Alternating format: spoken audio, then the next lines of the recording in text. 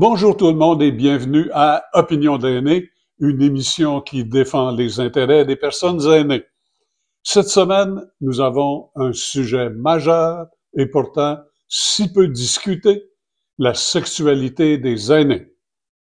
Comme d'habitude, je suis avec Dominique Delbast qui a réfléchi à cette question. Alors bonjour Dominique, quel est le fruit de vos réflexions? Bonjour Alain. Oui, j'ai fouillé dans un dossier qui passionne quasiment tout le monde, mais qui a toujours été un petit peu tabou. La sexualité a longtemps été associée à la jeunesse et on ne parlait pas de la sexualité des aînés parce que c'était tabou tout simplement. Et rappelons-nous que quand nous étions plus jeunes, nous pensions pas que nos parents puissent faire l'amour. Il y avait une chanson là-dessus qui disait ça. Je n'avais jamais pensé que ma mère ait pu faire l'amour, ce que nous disait Michel Sardou.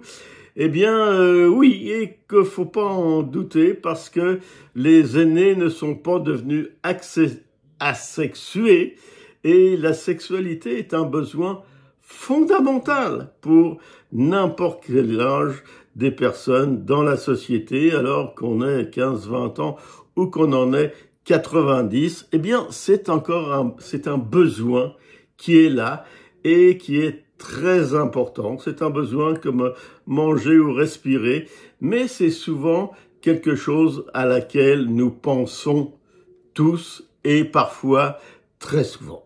Et à part les bienfaits du bonheur d'être avec une personne aimée et avoir des ébats extraordinaires, les bienfaits de la sexualité sont quand même assez importants. Et à n'importe quel âge, ces bienfaits sont très nombreux. Alors, la sexualité, c'est un peu comme un calmant naturel. Elle soulage l'anxiété, elle nous débarrasse un peu du stress et de la tension. Et évidemment, il y a des gens qui ont étudié ça. Pourquoi la sexualité avait ses bienfaits sur l'homme et la femme? C'est parce que il y a deux hormones miracles qui sont l'ocytocine et la sérotonine qui sont sécrétées, que nous sécrétons pendant que nous avons des activités sexuelles. Alors, l'ocytocine, dite hormone de l'amour, apporte un sentiment de plénitude, de confiance, de tendresse, et c'est très important. La sérotonine, peut-être vous en avez déjà entendu parler, c'est appelé l'hormone du bonheur. Ah, écoutez, l'hormone du bonheur, c'est du beau ça. Et elle a des... oui, c'est l'hormone du bonheur. Oui, tout à fait. Elle a des vertus antidépressives qui ont un impact réel sur la santé mentale des personnes âgées. Bref, faire l'amour, c'est bon pour le moral et c'est bon pour la santé et c'est bon pour les aînés comme c'est bon à tous les âges. Et ça, évidemment, tout le monde le sait. Mais maintenant, la sexualité des aînés s'exprime un petit peu plus. D'abord parce qu'on est beaucoup d'aînés et parce que les aînés pensent aussi beaucoup à la sexualité. Alors, l'OMS, pour vous dire si c'est sérieux, a reconnu le droit à la santé et à la sexualité pour tous les âges. Et évidemment, comme on a de plus en plus d'espérance de vie, comme on vit plus vieux, les hommes et les femmes pratiquent beaucoup cette activité, malgré tout très heureuse et très joyeuse. Alors, le désir sexuel ne se perd pas avec le temps, il reste présent, il reste toujours là. Alors, il y a une étude de... Bien sûr, mais ça dépend où vous habitez. Ah oui? Ah oui, oui. Oui, si vous êtes dans une RPA qui est organisée, il y a des endroits où on peut s'exprimer. Mais dans un CHSLD, c'est d'autres choses. Oui, c'est vrai, Alain, c'est vrai, et oui, ça dépend aussi beaucoup des endroits et des possibilités, mais il y a des études qui disaient que 70% des seniors de plus de 60 ans avaient une vie sexuelle très active. Alors évidemment, quand on devient aîné, on a aussi des handicaps qui vont freiner cette activité sexuelle que nous aimons tous. Alors il y a des pathologies qui vont nous restreindre dans ces activités, notamment les problèmes cardiovasculaires, le diabète, le tabagisme et les... C'est moins acrobatique. Oui, c'est moins acrobatique. Et il y a les pathologies qui touchent les voies urinaires, particulièrement chez les hommes qui ont des fois des prostates un petit peu dépressives. Il y a aussi les symptômes de dépression et il y a des symptômes, comme on dit, anxio-dépressifs et sans oublier les maladies comme la maladie d'Alzheimer, par exemple, ou le Parkinson, qui modifient la physiologie et qui peuvent nous empêcher d'avoir des activités sexuelles. Il y a pour certaines choses une petite pilule bleue qui se vend très bien et qui s'appelle le Viagra et d'autres aussi, qui peuvent aider à passer par-dessus certains handicaps et on avance quand même au niveau de la sexualité, ça se parle beaucoup. S'il y a des problèmes chez vous, dans votre couple ou pour vous, parlez-en à vos médecins, ils sont très heureux de vous aider là-dessus. Alors, j'ai sorti des petites statistiques qui sont très petites, mais dans les tranches d'âge entre 65 et 80 ans, eh ben il y a 40% qui sont sexuellement actifs et très actifs.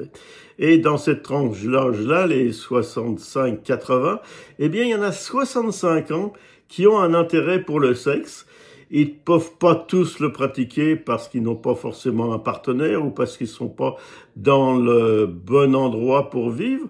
Mais dans cette tranche-là, eh bien, 76% trouvent que le sexe est très important dans une relation, évidemment, dans une relation sexuelle, surtout. Bon, alors, on a changé un petit peu de notre façon de faire l'amour. Comme disait Alain, on est moins acrobatique, c'est sûr, mais on a maintenant comme une espèce de priorité à l'intimité. À l'intimité, parce que l'homme a besoin d'intimité, la femme aussi, on a besoin de caresses, on a besoin de tendresse, et souvent, les préliminaires comme les baisers, les caresses, eh bien, sont une part très notable des activités sexuelles des aînés. Et même si la pénétration n'est pas forcément le principal but ou de la relation sexuelle, il y a beaucoup d'autres choses que les aînés pratiquent au niveau sexuel qui sont très bien pratiquées et très bien reçues. Alors, il y a toujours des idées reçues, évidemment. On pense toujours que les aînés n'ont plus de rapport avec la sexualité. Il en est rien. Les aînés veulent continuer à pratiquer cette activité très agréable et évidemment, ils ont encore beaucoup de temps libre, alors ils ont des possibilités de rencontres, des possibilités d'avoir des relations sexuelles intéressantes. Et les aînés malades ne sont pas condamnés à ne pas avoir de sexualité parce qu'il y a maintenant beaucoup de systèmes pour passer outre les handicaps physiques ou corporels. Mais il faut avoir quand même accès à une certaine forme d'intimité. Je pense entre autres dans les centres d'hébergement où le personnel n'a pas toujours des consignes claires là, sur le sujet. C'est ce qui explique, en tout cas, une récente étude que j'ai vue, là, il était question de ça récemment dans le quotidien, Le Devoir. On donnait des exemples, je vous en donne deux, là. C'est Dans un CHSLD, c'est un préposé qui entre dans une chambre, ou d'ailleurs la porte, hein, vous savez, dans un CHSLD, les portes de chambre sont toujours ouvertes. C'est pas fameux pour l'intimité. Mais dans cette chambre, il y a un couple qui s'embrasse éperdument. Alors, l'employé fait semblant de n'avoir rien vu. C'est l'heure de votre toilette, monsieur Chose-là. Alors, comment dire, c'est pas reçu avec le bon état d'esprit qu'il faut, là. Il faut dire que les préposés ont beaucoup d'ouvrages, puis que c'est difficile de se dire je vais repasser plus tard. Mais l'intimité, là, c'est pas facile. Et je vous donne un autre exemple où il y a un obstacle vraiment, et ça, ce sont parfois les familles. Bon, dans un cas, les enfants d'un aîné arrivent pour visiter leur mère qui est atteinte d'une certaine forme de déclin cognitif. Alors, celle-ci, la dame se balade en roucoulant, main dans la main, avec un monsieur qui n'est pas le père des enfants. Alors, imaginez-vous un peu le choc qu'éprouvent les visiteurs, hein? Maman, qu'est-ce que tu fais là? Mais, que voulez-vous? Ce sont des situations qui sont normales, qui sont humaines. Et toute la question de la sexualité, en tout cas dans les CHSLD, ça ne doit pas être encadré par des règles très strictes et des interdictions. Je crois plutôt qu'il faut faire preuve de compréhension, de tact et d'humanité. Je présume que vous êtes d'accord avec ça, Dominique? Je suis tout à fait d'accord avec ça, c'est des bons points que vous venez d'amener. Et il faut savoir que la sexualité fait partie de la vie de tout le monde et que les aînés ont beaucoup de plaisir à la pratiquer et c'est une activité qui leur fait du bien. Alors, les aînés sont encore là, les aînés aiment faire l'amour, continuer, et souvent, il se fait des rencontres magnifiques dans les maisons de retraite ou ailleurs, dans des réunions d'organismes. Et il y a des grands amours qui se transforment et qui se concrétisent dans les maisons des aînés ou dans le cadre de nouvelles relations, des gens qui ont perdu leur mari ou leur femme et qui se refont des couples. Et ces couples-là sont très actifs sexuellement. Alors, tant mieux pour eux. C'est bon pour la santé, vous l'avez dit. On passe maintenant à un autre sujet d'actualité, celui-là, le récent budget fédéral, qui a oublié de tenir compte des aînés. Il n'y a aucune mesure qui a été annoncée pour faire face à l'augmentation des prix, surtout pour ceux qui ne reçoivent que la pension de vieillesse fédérale et le supplément de revenu garanti. Ils devront se serrer la ceinture encore plus. Merci, M. Carney et M. Champagne.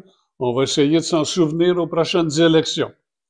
Alors, la QDR et la FADOC, deux des grandes associations de retraités au Québec, sont tout à fait déçus et se consolent à peine avec les nouvelles initiatives qui ont été annoncées pour combattre la fraude, dont sont victimes beaucoup d'aînés d'ailleurs.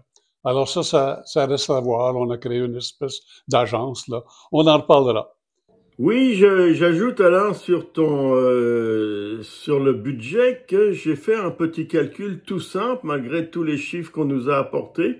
Comme il y a un déficit de 78 milliards, c'est-à-dire une dette supplémentaire de 78 milliards, ça fait 1900 $ par Canadien, qu'il ait un mois ou qu'il ait 100 ans, ça fait une dette ajoutée de 1800 $ ou 1900 $ cette année.